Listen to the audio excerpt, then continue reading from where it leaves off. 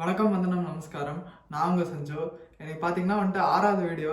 எப்படியோ வந்துட்டு 5 நாள் தொடர்ந்து வீடியோ போட்டு 6வது நாள். இன்னைக்கும் வந்துட்டு தட்டி தூக்கிட்டு வீடியோ போட்டுடலாம், ஒரு பிரச்சனையும் இல்லை. அதே மாதிரி நான் அந்த பர்சன்டேஜ் இன்க்ரீஸ் ஆகாத சொல்லிட்டு இருந்தேன்.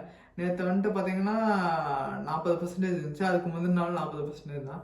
அந்த 40%ல கொஞ்சம் மெயின்டைன் பண்ணி கொண்டு வர போகிறேன். இன்னைக்கு மட்டும் எச்சா மெடிடேஷன் மட்டும் பண்ணுவேன். நேற்று என்னாச்சுன்னா வந்துட்டு வீடியோ எடுத்துகிட்டு கொஞ்சம் டிலே ஆயிடுச்சு. அதனால போயிட்டு ஜிம்முக்கு கிளம்பி போக வேண்டியதாக இருந்துச்சு. மெடிடேஷன் பண்ண முடியல.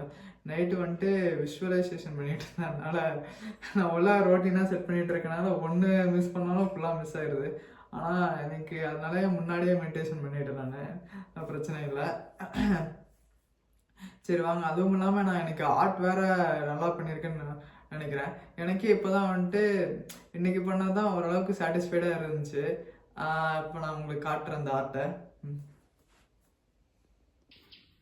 இதுதான் நான் சொன்ன அந்த ஆர்ட் பார்த்து நான் சாட்டிஸ்ஃபைடானு சொல்லிட்டு இந்த ஆர்ட்டு தான்.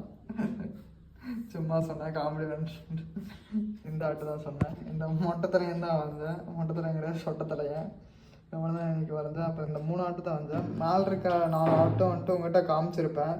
அது வந்துட்டு நேற்று ட்ரா பண்ணது. இன்றைக்கி வந்துட்டு இந்த 3 ஆர்ட் ட்ரா பண்ணியிருக்கேன். கொஞ்சம் கொஞ்சமாக வந்துட்டு இன்னும் இம்ப்ரூவ் பண்ணிக்கலாம், பிரச்சனையே இல்லை. பண்ண தான் வரும். போர்ட்ரேட்டுங்கிறது ரெகுலர் ப்ராக்டிஸ் இருக்கணும். ஆனால் என்னை பொறுத்தளவுக்கு இந்த ப்ராக்டிஸ் எல்லாம் ஒன்றா பத்தாதுன்னு நினைக்கிறேன். ஒன்றா வந்துட்டு எதுக்குன்னே ஒரு 2 மணி நேரம் 2.5 மணி நேரம் ஒன்றா ஒதுக்குனா தான் கரெக்டாக இருக்கும். இப்போ கரெக்டாக 1.5 மணி நேரம் ஒதுக்கிட்டுருக்கேன். ஒரு ட்ராயிங் வர்றது கிட்டத்தட்ட பார்த்திங்கன்னா 20 நிமிட்ஸ் கிட்ட ஆகுது, 20 நிமிஷம் கிட்ட ஆகுது. போக போக ஒன்றா கம்மி பண்ணிக்கலாம். போக போக இன்னும் நிறைய ஆர்ட் வரையணும்.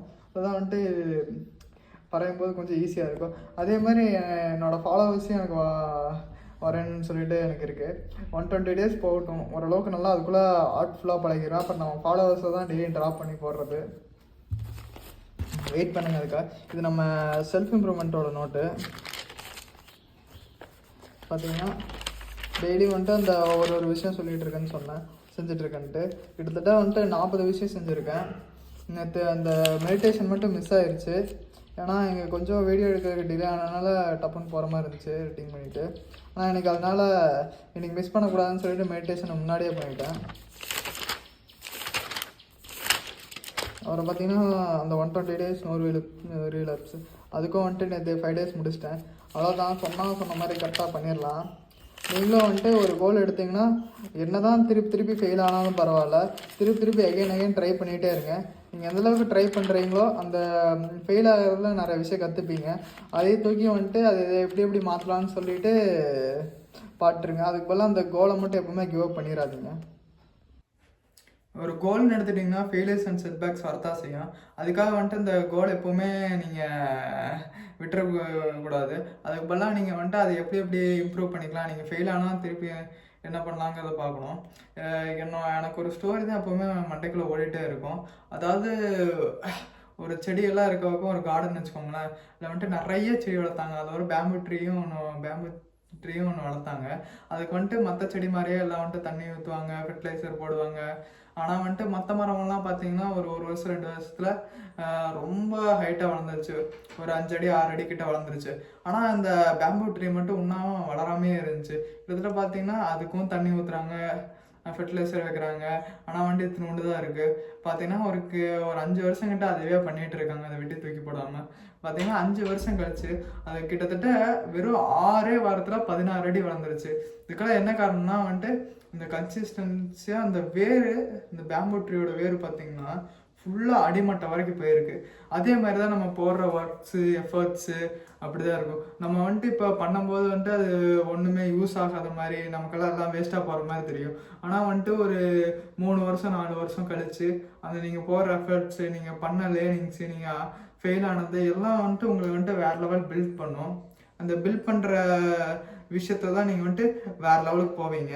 அதே மாதிரி அந்த 16 அடி வளர்ந்த மாதிரி நீங்கள் கிட்டத்தட்ட ஒரு 5 வருஷம் வந்துட்டு நீங்கள் எஃபர்ட்ஸ் போட்டு சில விஷயங்கள்லாம் பண்ணியிருப்பீங்க, வீடியோஸ் போட்டிருப்பீங்க, ஜிம்முக்கு போயிருப்பீங்க, நிறைய விஷயத்துக்கு கற்றுருப்பீங்க. ஜிம்முக்கு போயிட்டு ஆனால் கரெக்டாக ஒர்க் அவுட் பண்ணியும் நமக்கு எதிர்பார்த்த ரிசல்ட் வந்திருக்காது. ஆனால் பட் என்ன பண்ணுறேன்னா உங்களுக்கு அந்த டைம் தெரியாமல் வந்திருக்கும். அப்போ நீங்கள் வந்துட்டு பண்ணி கற்றுப்பீங்க. சில டைம் பல்க் பண்ணுவீங்க, பார்த்தா பல்க் பண்ணும்போது டேட்டி பல்காக போயிடும். எது கரெக்டாக எடுத்துக்கிறதுன்னு தெரியாது, எந்த ஃபுட் எடுத்துக்கிட்டால் சரிவாகவும் தெரியாது. பட் ஆனால் நம்ம சாப்பிட்ருப்போம். அப்புறம் பார்த்தீங்கன்னா ஒரு கட்டத்தில் டேட்டி பல்க் ஆயிரும், ஒரு கட் பண்ணுவோம், மசில் லாஸ் ஆகும். அது பின்னாடி டோர் டிஸ்டர்பாக இருந்துச்சு, கீன்னு சத்தம் போட்டுருந்துச்சு. அதை நாக் அவுட் பண்ணியாச்சு. நமக்கு வந்துட்டு எதுவுமே தொல்லையாக இருக்கக்கூடாது. தொல்லையாக இருந்துச்சுன்னா அடிச்சு தூக்கிட்டு நம்ம போயிட்டே இருக்கணும். அதே மாதிரி தான் லைஃப்லையும். அதே மாதிரி நான் முன்னாடி சொல்லிட்டு இருந்தது தான் அதுதான். அந்த இருக்கு செட்பேக்ஸ்லாம் உங்களை வந்துட்டு வேறு லெவல் ஒரு கேரக்டரை மாற்றும். அது வந்துட்டு நீங்கள் இத்தனை விஷயத்த கற்றுக்கிட்டது எல்லாமே நீங்கள் திருப்பி அந்த கோலை ரீச் பண்ணுறதுக்கு ரொம்ப ஈஸியாக ரீச் பண்ணிடலாம். நீங்கள் கிட்டத்தட்ட ஒரு 5 வருஷம் கஷ்டப்பட்டுருப்பீங்க. திருப்பி வந்துட்டு அந்த 5 வருஷத்தோட எஃபர்ட் அண்ட் நாலேஜ் உங்ககிட்ட இருக்கும். திருப்பி வந்துட்டு அந்த 6 மாதத்தில் நீங்கள் அந்த விஷயத்த கொண்டுட்டு வந்துடலாம். அதே மாதிரி தான் நீங்கள் வந்துட்டு அந்த விஷயத்த விட்டா கூட நீங்கள் ஒரு விஷயத்த ஃபுல்லாக கற்றுக்கிட்டீங்க, அதை பற்றி உங்களுக்கு எல்லாமே தெரிஞ்சிச்சுன்னா கூட ஜஸ்ட் 6 மாதம் தான். 6 மாதத்துல நீங்கள் என்னதான் அந்த விஷயத்தை விட்டு மேலே அப்பலேருந்து டவுன் ஆனீங்கனாலும் திருப்பி அதே லெவலுக்கு வந்துடலாம். பட் ஆனால் நீங்கள் அதுக்கான எடுத்துக்கிட்ட பீரியட் இருக்குல்ல ஸ்டார்டிங், அது ரொம்ப ரொம்ப முக்கியம் கேட்டிங்கன்னா நம்ம வந்துட்டு நிறைய ஃபெயிலியர்ஸ்லாம் பார்ப்போம்ல, அதை நம்மளை வந்துட்டு என்ன பொறுத்தவரை உருவாக்கும். என்னையும் அப்படி தான் நான் வந்துட்டு 1 வருஷம் 1.5 வருஷம் கிட்ட வேஸ்ட் பண்ணியிருப்பேன் சில இதுலாம் வந்துட்டு. அந்த ஃபிட்னஸ்ஸு அது சொல்லிட்டு சில டைம் பல்க் பண்ணுறேன்னு ட்ரை பண்ணுவேன். நான் கொஞ்சம் ஃபஸ்ட்டு ரொம்ப குண்டாக இருந்தேன், குண்டாக இருந்து வெளியே நான் இருக்கேன். பட் ஆனால் அதுக்கு முன்னாடியே சில டைம் உடம்பு போக என்ன சாப்பிட்றதுன்னு தெரியாது, சரியாக ஒர்க் அவுட் பண்ணால் வந்துட்டு மசில் கெயின் ஆகாது. இதெல்லாம் கொஞ்சம் எக்ஸ்பீரியன்ஸ் தான். அதான் அடுத்தது இப்போ பார்த்தீங்கன்னா வந்துட்டு ஒரு பாடி எப்படி ஓரளவுக்கு பில்ட் பண்ணுறங்கிற நாலேஜ் இருக்குது. இதெல்லாம் வச்சு நம்ம ரொம்ப இந்த இது ஃபெயில் ஆனதை வச்சு நம்ம வந்துட்டு திருப்பி நம்ம உருவாக்கி நம்ம கொண்டுட்டு வரலாம். அதே மாதிரி தான். அதேமாதிரி சில பேர் என்ன பண்ணுவாங்கன்னா ஸ்டார்டிங் வந்துட்டு ஒரு 6 மாதம் கிட்ட பண்ணிட்டு விட்டுருவாங்க. அது தப்பு. நீங்கள் வந்துட்டு டெய்லி ஒரு விஷயத்த 18 நிமிஷம் பண்ணிங்கனாலே போதும். கிட்டத்தட்ட பார்த்தீங்கன்னா ஒரு வருஷத்தில் 90% ஆஃப் பீப்புளை விட நீங்கள் அந்த ஸ்கில்லோட இம்ப்ரூவ் ஆகிருப்பீங்க அந்த ஸ்கில்ல. ஏன்னா முக்கால்வாசி பேர் பார்த்தீங்கன்னா ஒரு குரூப்பில் 4 பேர் இருக்காங்கன்னா ஒரு ஜிம்முக்கு போகிறாங்கன்னு ட்ரை பண்ணுவாங்க. ஒரு 4 பேர் ஒன்றா போய் ஜிம்முக்கு சேர்றாங்க போகிறாங்க. பட் ஆனால் வந்துட்டு அதில் ஒரு 2 பேர் தான் வந்துட்டு ரெகுலராக போவாங்க. அந்த 2 பேரில் ஒருத்தன் கூட என்ன ஆகும்னா போவான், விட்டு போவாங்க. அப்புறம் வந்துட்டு ஒரு கடை ஸ்கிப் ஆயிரும். அதில் இருக்க ஒருத்தன் மட்டும் ரெகுலராக போயிட்டு இருப்பான். இதுதான் வந்துட்டு உண்மையை சொல்ல போனோம்னா ஒரு விஷயத்த யாருமே இந்த ரெகுலராக பண்ணவும் முடியாது. பண்ண முடியாது மீன்ஸ் அந்த சில தடைகள் எல்லாம் வரும். அந்த மாதிரிலாம் யூனிவர்ஸ் அந்த மாதிரி கொஞ்சம் தடுக்கும். பட் ஆனால் யாருக்கு அந்த ஹோப் இருக்கோ, அவங்க பண்ணிடுவாங்கிற நம்பிக்கை இருக்கோ, கண்டிப்பாக வந்துட்டு அவங்க பண்ணிடுவாங்க. ஏன்னா அந்த கொஞ்சமாக அந்த சின்ன விஷயமா ரெகுலராக அந்த ரிப்பீட்டடாக பண்ணிட்டு இருக்கும்போது அவங்க வந்துட்டு அந்த லெவல் ஈஸியாக அச்சீவ் பண்ணிடுவாங்க. உண்மையை சொல்ல போனால் அது அவங்களுக்கு வந்து ஒரு ஃப்ளோ ஸ்டேட்டுன்னு சொல்லுவாங்க. அந்த ஃப்ளோ ஸ்டேட்டுக்குள்ள நுழைஞ்சிருவாங்க. அதான் நமக்கு ஃபஸ்ட்டு வந்துட்டு நம்ம ஒரு விஷயம் பண்ணுறதுக்கு கஷ்டமாக இருக்கும், அது போக போக ஈஸியாகிரும்.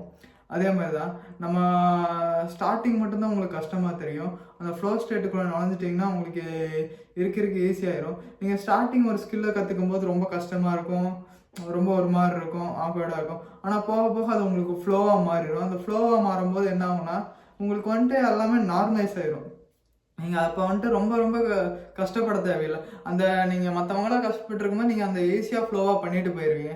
அதுக்கு என்னென்னா நீங்கள் ரிப்பீட்டடாக அந்த விஷயத்த நீங்கள் திரும்ப பண்ணிகிட்டே இருக்கணும். அது நீங்கள் ஒரு நாள் கூட கேப் விடக்கூடாது. நீங்கள் எந்த அளவுக்கு ரிப்பீட்டடாக பண்ணிகிட்டு இருக்கீங்களோ உங்களுக்கு மசில் மெமரி இம்ப்ரூவ் ஆகும். மசில் மெமரி ஒன்று இருக்குது. அதே மாதிரி வந்துட்டு பிரெயின் மெமரி ஒன்று இருக்குது. மசில் மெமரி வேறு, பிரெயின் மெமரி வேறு. நம்ம பார்க்குறோன்னா ஒரு விஷயத்த நல்லா புரிஞ்சுக்க முடியும், அண்டர்ஸ்டாண்ட் பண்ணிக்க முடியும். ஆனால் மசில் மெமரி அப்படி கிடையாது. மசில் மெமரிங்கிறத நம்ம அந்த விஷயத்த செஞ்சால் மட்டும்தான் வந்துட்டு அந்த மசிலுக்கு நல்லா பழகும். இப்போ வந்துட்டு நானே வந்துட்டு ரெகுலராக வீடியோ போடுறேன் வச்சுக்கோங்களேன். நானே இப்போ நிறையா மிஸ்டேக்ஸ் பண்ணுவேன். சில தப்புகள் பண்ணுறதுக்கு வாய்ப்பு இருக்குது, சில இதெல்லாம் பண்ணுறதுக்கு வாய்ப்பு இருக்குது. பட் ஆனால் நான் திருப்பி அந்த வீடியோ போடும்போது எனக்கு அந்த ஃப்ளோங்கிறது ஈஸியாக வந்துடும். அந்த ஃப்ளோங்கிறது வந்துச்சுன்னா அதுக்கப்புறம் நான் வந்துட்டு ரொம்ப கஷ்டப்பட்டு இதெல்லாம் பண்ணி வீடியோ போட தேவையில்லை. இருக்க அந்த வீடியோ போடுறங்க ஈஸியாகிடும். ஏன்னா அதை ரிப்பீட்டடாக நான் பண்ணிகிட்டே இருக்கேன். பண்ணிகிட்டு இருக்கும்போது அந்த எந்த மாதிரி ஸ்லாங்கில் ஈஸியாக பேசலாம், எந்த மாதிரி பேசினா வந்துட்டு ஃப்ளோவாக வரும். ஸ்டார்டிங்லாம் பார்த்தீங்கன்னா வந்துட்டு ஒரு நிமிஷம் 2 நிமிஷம் பேசுகிறதுக்கே ஸ்டார்டிங் திணற மாதிரி இருக்கும். பட் ஆனால் நீங்கள் அந்த ஃப்ளோவில் பேசிகிட்டே இருந்தீங்கன்னா வச்சுக்கோங்களேன், அந்த நார்மலாக ஆயிடும். அதே மாதிரி நீங்கள் எந்த ஒரு விஷயம் எடுத்தீங்கன்னா ஸ்டார்ட்டுக்கு ஜிம்முக்கு போனீங்கன்னா வச்சுக்கோங்களேன், கஷ்டமாக இருக்கும், பெயின் ஆகும், ஒரு மாதிரி இருக்கும். போக பார்த்தீங்கன்னா அந்த பெயின் பழகிடும். உங்களுக்கு ஒரு மாதிரி அந்த பெயின் உங்களுக்கு அடிக்ட் ஆன மாதிரி ஆயிரும். அதான் அந்த ஃப்ளோ ஸ்டேட்டுங்கிறது உங்களுக்கு வந்துடும். நீங்கள் தானாக ஜிம்முக்கு பண்ணுவீங்க. அது உங்களுக்கு உங்கள் நாளில் ஒரு பார்ட் ஆஃப் த நேரம் மாதிரி மாறிடும். நீங்கள் கண்டிப்பாக வந்துட்டு இன்றைக்கினா இந்த டைம்லாம் நீங்கள் ஜிம்மில் இருப்பீங்க. அந்த மாதிரி இந்த டைம் வந்துட்டு 7 to 8 ஜிம் டைம்னு சொல்லிட்டு நீங்கள் ஒதுக்கிடுவீங்க எப்போவுமே.